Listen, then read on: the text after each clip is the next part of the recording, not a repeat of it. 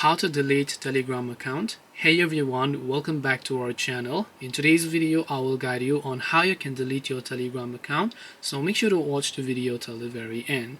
So if you want to delete your Telegram account, all you have to do is go ahead and launch the Telegram application here.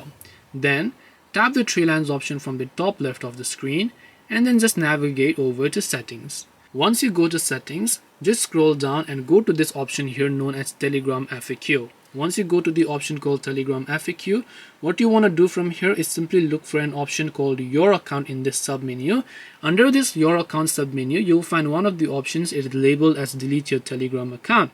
So tap on Delete Your Telegram Account link, and here you'll find the option called How do I delete my account. So right here you can see deactivation page. So when you tap the deactivation page option here, you should be able to simply enter your phone number. Now remember that you have to enter your phone number in an international format depending upon your country code.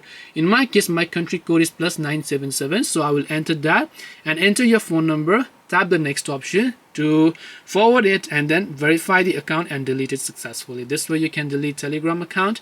Hope this video was very helpful. If you have any questions, feel free to leave them down. Thank you for watching and see you in the next video.